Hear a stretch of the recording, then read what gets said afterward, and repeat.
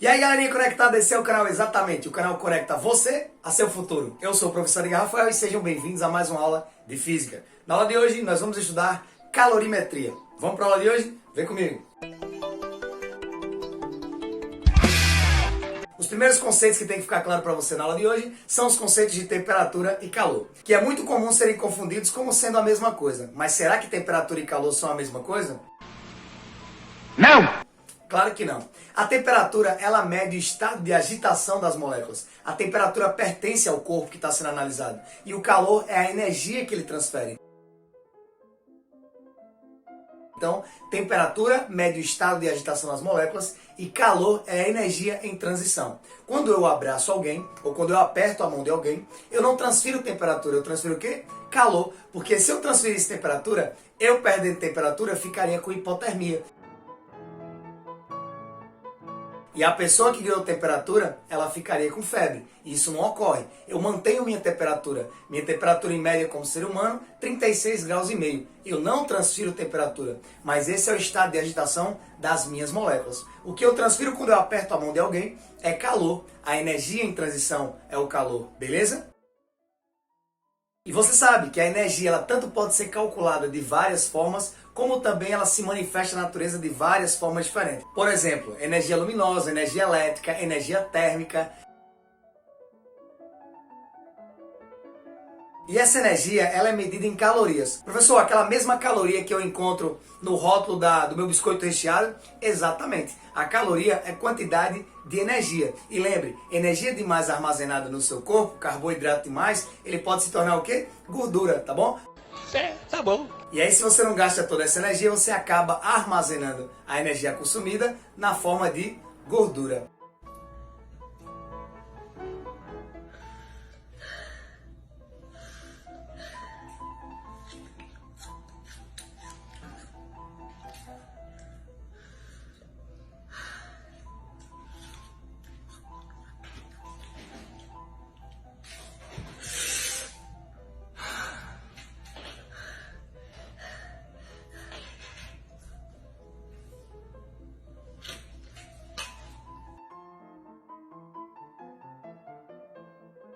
Por isso que quem está de dieta ou controla a alimentação fica preocupado com a quantidade de calorias consumidas, tá certo? E de acordo com o seu metabolismo basal, ou seja, de acordo com o seu metabolismo natural, que já há um consumo de energia natural pelo seu corpo. Então você vai ter que trabalhar em cima daquilo ali. E aí se você acaba consumindo calorias a mais, você vai ter que fazer uma atividade física para compensar aquela quantidade de calorias que você acabou adquirindo a mais. Sendo assim, então vamos à calorimetria, tá certo? A calorimetria é o ramo da física que vai estudar essa troca de energia, ou seja, a troca de calor. E existem dois tipos de calor, o calor sensível e o calor latente. Vamos notar aqui no quadro? Professor, qual é a diferença do calor sensível para o calor latente? Bom, a diferença aqui é bem simples, é o seguinte, ó. Se o corpo ganha calor e não altera seu estado físico, lembra dos estados físicos da matéria? Sólido, líquido, gasoso e plasma. Plasma a gente não estuda tanto, né? É quando se torna um gás ionizado, superaquecido. A gente não estuda o plasma, a gente só estuda sólido, líquido e gasoso. E aí veja bem, se o corpo ganha calor e ele não passa do sólido para o líquido, ele mantém-se sólido. O gelo está ganhando calor, mas não deixou de ser gelo. Então eu estou falando de calor sensível. A água começou a ser aquecida, ganhou calor, mas não mudou para o estado de vapor ou estado gasoso, é calor sensível que eu estou falando. Agora, se a água passa a receber calor e ela muda de estado, vai do estado líquido para o estado gasoso, eu estou falando de calor latente. Então você vai notar aqui essa diferença básica aqui. Só o básico. Se ganhar calor e não alterar o estado da matéria, estou falando de calor sensível. Então aqui não altera o estado físico da matéria. E calor latente, professor? Calor latente altera o estado físico da matéria. Nós vamos começar analisando o calor sensível. Professor, já entendi. Calor sensível é quando eu ganho calor e não altera o estado físico da matéria. Mas como é que eu vou calcular isso? A gente começa analisando pela capacidade térmica que o corpo tem. Capacidade térmica. Professor, diz para mim aí o que é capacidade térmica. Veja bem, ó. Capacidade térmica é a quantidade de calor que um corpo é capaz de receber pela sua variação de temperatura, que eu vou chamar aqui de delta θ. Tá? Ou seja, capacidade térmica é a dificuldade que um corpo tem de alterar a sua temperatura. Vamos pensar aí, ó, vê lá.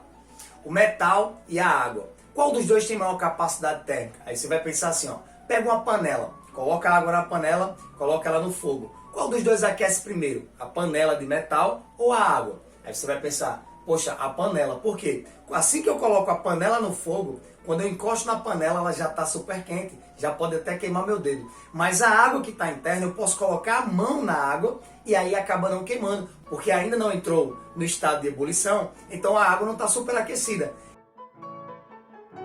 No momento imediato que eu coloco a panela no fogo, você percebe que a água leva um tempo para ser aquecido, mas a panela não, por ser feita de metal. Então o metal é um bom condutor térmico e a água não é um bom condutor térmico, tá certo? Muito menos um condutor elétrico, né? Você já sabe. A água só conduz eletricidade por causa dos sais minerais, beleza? Então veja bem aí, ó. A água não é um bom condutor térmico. O que é que significa isso? É que ela consegue absorver muito calor, quantidade de calor, sem alterar a sua temperatura. Logo, a água tem uma alta capacidade térmica. O nosso corpo, que é feito de mais de 70% de água, é por isso que a gente consegue manter um equilíbrio térmico. Então a água é um bom regulador térmico, tá bom? Porque ela tem uma alta capacidade térmica. Vamos notar aqui. Então é bem simples a ideia aqui, ó. Capacidade térmica. O que é capacidade térmica? A quantidade de calor pela variação da temperatura. E é muito comum você encontrar a unidade de medida que mede a energia em transição em calorias. Como eu disse, quando você comprar algum biscoito recheado ou alguma comida empacotada, ela vem em calorias. Mas aí calorias não é a unidade usual do Sistema Internacional de Unidades. Então você vai ter que lembrar o seguinte, que uma caloria ela equivale a 4,18 joules aproximadamente. Aí beleza. Lembra quando a gente está medindo energia em física lá no primeiro ano? Energia cinética, energia potencial, energia elástica. A gente mede em joules. Então joule ou joule, né, como queira, será que é em francês. Então esse joule aqui, ela é a unidade do Sistema Internacional de Medida. Mais comum, nas embalagens de alimento, eu encontro o quê? Em caloria. Então a energia geralmente é medida em caloria. E aí, para converter no Sistema Internacional de Unidades, eu uso que uma caloria equivale a 4,18 joules aproximadamente, beleza? Posso fazer uma análise adimensional aqui, né? Vamos trabalhar nas unidades de medida para saber qual seria a unidade de medida da capacidade térmica, né? Geralmente eu coloco assim, ó, quando eu estou fazendo uma análise adimensional, eu coloco entre colchetes, e aí eu estou falando só de unidades de medida. Veja bem, quando a quantidade de energia, que é esse Q, for dado em calorias, a temperatura ela é dada em graus Celsius, tá bom? Então eu já sei. Ah, professor, quando for dado em caloria, a unidade de medida vai ser caloria por grau Celsius, beleza? Beleza. Professor, e se for no SI? Aí no Sistema Internacional de Unidades, você vai fazer assim, ó, capacidade térmica, a quantidade de calor vai ser dada em joule. Então você já tem a unidade aqui de energia, quantidade de calor dada em joule. E a temperatura no SI? Lembra que a gente também aprendeu ainda esse ano converter de grau Celsius para Kelvin, né? Você que está no segundo ano do ensino médio, você estudou logo essa parte da termologia, as escalas termométricas. Então, quando a gente quer trabalhar no Sistema Internacional de Unidades, a gente usa a temperatura em Kelvin. Então é o seguinte, estou trabalhando no Sistema Internacional de Unidades, tem que ser Joule por Kelvin, beleza? Estou trabalhando no sistema usual, caloria por grau Celsius. É comum, mesmo nas questões vestibulares, tá certo? E Enem, vir caloria por grau Celsius, mesmo não estando no Sistema Internacional de Unidade. Como é que você vai saber qual dos dois você vai usar? Você vai olhar pelas alternativas, tá certo? Vai olhar a alternativa, vai entender a questão e vai ver se está em Joule por Kelvin ou se está em caloria por grau Celsius, beleza?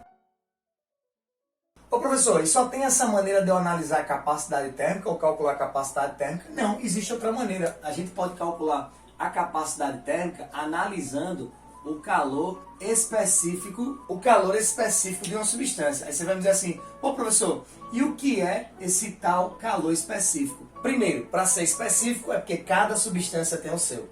Como é que eu defino o calor específico, professor? É a quantidade de calor necessária para alterar em 1 grama dessa substância, 1 grau a sua temperatura. Por exemplo, o calor específico da água, a gente considera 1 caloria por grau Celsius. O que significa isso, professor? Quer dizer que você precisa de 1 caloria para alterar em 1 grama, 1 grau Celsius. Então, quando eu altero 1 grau na temperatura de 1 grama de água, eu tenho o calor específico da água. E o calor específico da água é 1. Professor, o calor específico da água é igual ao calor específico do ferro, do cobre, do zinco? Claro que não. O calor específico da substância vai ser bem menor. Por quê, professor? Porque com pouco calor eu posso alterar a temperatura dessa substância. Então veja bem, quanto mais fácil eu altero a temperatura, menor é seu calor específico. Inclusive a substância que tem o maior calor específico que nós conhecemos é o quê? A água. Uma alta resistência térmica, né? Uma alta capacidade térmica. Então deixa eu colocar aqui a definição. Quantidade de calor necessário para aumentar em 1 grau a temperatura. Quantidade de calor necessária para aumentar em 1 grau, 1 grama de uma determinada substância. E aí tem um detalhe, né? O calor específico, para diferenciar de capacidade térmica, a gente coloca aqui o Czinho. Então esse Czinho é de calor específico. Vamos fazer de novo aí uma análise adimensional. Aí eu boto os colchetes, eu só estou analisando a unidade de medida. Então veja bem, eu preciso de 1 caloria para alterar 1 grama, 1 grau Celsius. Então a unidade de medida aí, se a gente for analisar, é caloria por grama grau Celsius, tá certo? Tá na unidade do SI, professor? Tá não. E aí, professor, como seria essa unidade de medida se eu estivesse trabalhando no Sistema Internacional de Unidades? Caloria você já viu, né? Vai ter que usar em quê? Em joule. No Sistema Internacional de Unidades, a massa ela é dada em quilogramas e a temperatura é dada em Kelvin. Tá bom, então tá aí, ó. Se eu estiver falando no Sistema Internacional de Unidades, o calor específico vai ser joule, quilograma por Kelvin. Então, unidade de medida no Sistema Internacional de Unidades e unidade de medidas mais usual, tá certo? O que é que vai acontecer? Professor, quando é que eu vou saber se eu vou usar essa ou essa? Como ele disse, as alternativas vão lhe indicar qual caminho você vai usar. Na maioria das vezes, a gente não precisa usar essa conversão aqui. E quando precisa, as questões vestibulares, algumas delas, trazem isso aqui pra gente, que 1 caloria vale 4,18 joules aproximadamente. Ah, professor, agora eu entendi. Quer dizer que quanto maior o calor específico, mais o corpo aguenta calor sem aumentar a sua temperatura. É verdade isso? É verdade. Então, quanto maior o seu calor específico, mais esse corpo suporta calor. Perceba que calor específico está diretamente relacionado com o quê? Com capacidade térmica. Então, a gente pode até criar uma relaçãozinha aí. E veja também que depende muito também da massa. A capacidade térmica de um corpo depende de sua massa. Como assim? Pense aí comigo. Se eu colocar para ferver um copo com água e eu colocar para ferver um balde com água, qual dos dois tem mais massa? O balde, é claro. E qual dos dois vai demorar mais para aquecer? O balde, porque quanto mais massa, mais vai demorar. É a mesma chama, é a mesma boca do fogão, mas como a quantidade de massa de água é diferente, o que tem mais massa vai levar mais tempo. Olhe que a capacidade térmica, ela depende do calor específico e ela também depende da massa da substância. Então a gente pode criar uma relação aí que envolva diretamente a capacidade térmica junto com o calor específico e a massa da substância. E aí a gente vai ter isso aqui, ó. Capacidade térmica também pode ser a massa vezes o calor específico. Não confunda Czão com Czinho. Czinho, calor específico. Czão, capacidade térmica. Beleza? Outra relação aqui para você desenvolver, para você calcular a capacidade térmica. Lembrando que isso aqui é a massa, isso aqui é o calor específico e aqui é a capacidade térmica. Então tá aí, duas relações para você calcular a capacidade térmica. Essa é quando você tem quantidade de calor em função da variação da temperatura, tá certo? E essa daqui é quando você envolve a massa e o calor específico da substância. Agora vamos tentar envolver essas duas equações para tentar encontrar uma maneira de calcular esse calor sensível, tá certo? Quando eu ganho calor e não altero o estado da matéria. Bora lá pensar. Essa capacidade térmica não é igual a essa capacidade térmica, ou seja, eu posso dizer assim, ó, Czão não é igual a Czão, capacidade térmica é igual a capacidade térmica. Só existe dois jeitos de calcular, beleza. Como é que eu calculava primeiro a capacidade térmica? Calculava pela quantidade de calor e a variação da temperatura, que eu chamei de delta-teta, tá certo? Como é outra forma de calcular a capacidade térmica, professor? É a massa vezes o calor específico. Agora eu posso fazer o que aqui? Meio pelos extremos. O delta-teta vai passar multiplicando. Logo, a quantidade de calor é massa, calor específico da substância, vezes a variação da temperatura. Muito conhecida essa fórmula como Q-macete. Então, falou em calor sensível, você vai lembrar logo de Q-macete, tá certo? Essa é a equação do calor sensível. Ganhar calor, não mudar o estado da matéria. Como é que eu calculo? Pelo calor sensível. Como é que é o calor sensível? Q-macete. Quantidade de calor, massa, calor específico, variação da temperatura. E aí você já tem no quadro o significado de cada letrinha, tá certo? E essa aqui é a equação fundamental da calorimetria, tá certo? A equação fundamental da calorimetria quando eu estou calculando o calor sensível. Deixa eu colocar aqui embaixo. Então, falou em calor sensível, o que é que você vai lembrar? Q-macete. Agora vamos entender aí o calor latente. Veja bem, calor latente é quando altera o estado da matéria. Uma coisa aí já fica de fora. O que, professor? O calor específico. Por que, professor? Porque, veja bem, se eu tenho uma água no estado líquido, ela tem um calor específico. Se eu tenho água no estado sólido, ela tem outro calor específico. E se eu tenho a água no estado gasoso, ela tem outro calor específico. Olha se não faz sentido o que eu estou dizendo. Veja bem.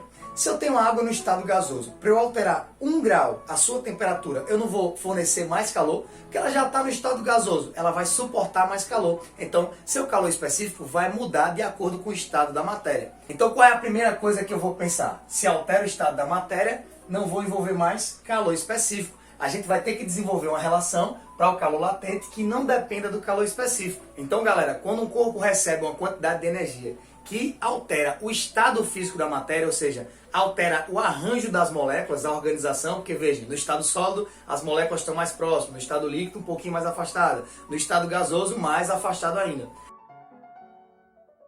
Se eu alterei o arranjo, se eu alterei o estado da matéria, calor latente. Então a gente criou agora um novo conceito, não é mais calor específico, agora é calor latente. E agora quando eu pensar em calor latente, eu vou levar em consideração a seguinte relação, ó. Vê bem, calor latente, que é o L, é a quantidade de calor que um corpo recebe em função da sua massa. Como assim, professor? Veja bem, calor latente é a quantidade que um corpo recebe de calor para alterar o estado físico dessa quantidade de matéria, ou seja, dessa massa, tá certo? Então, quando eu tenho uma porção de massa, seria um copo com água, por exemplo, aí eu forneço uma quantidade de calor capaz de mudar aquela água do estado líquido para o estado gasoso. Mudei o estado da matéria? Mudei. É a definição de quê? De calor latente. Então, a própria definição de calor latente já me diz o que eu tenho que fazer. A quantidade de calor necessária para alterar essa quantidade de matéria para que ela passe de um estado físico para outro, tá certo? Diferentemente do calor específico, que é a quantidade de calor necessária para alterar 1 grau em 1 grama. Lembre, no calor específico não altera a matéria. Se não altera a matéria, calor sensível. Se é calor sensível,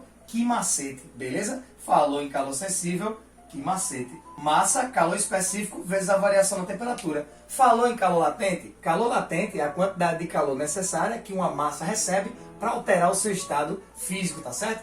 Se a gente fizer aqui meio pelos extremos, eu vou ter assim, ó, quantidade de calor é a massa vezes o calor latente, que aí a gente conhece como o quê? Que moleza, tá bom? Então isso aqui é que moleza. Lembrando que esse Lzão aqui é o calor latente, beleza? E nossa aula de introdução à calorimetria fica por aqui. Se essa aula colaborou com você e você quer retribuir aqui com o professor, o que é que você faz? Se inscreve no canal, deixa seu like, compartilha o vídeo e dúvidas nos comentários. Aproveita e segue nossas redes sociais. No Instagram, exatamente Edgar Rafael, e no Facebook a página exatamente conectada a seu futuro. Fique com Deus e lembre-se, quando a gente se vê, a gente se encontra. Até a próxima aula.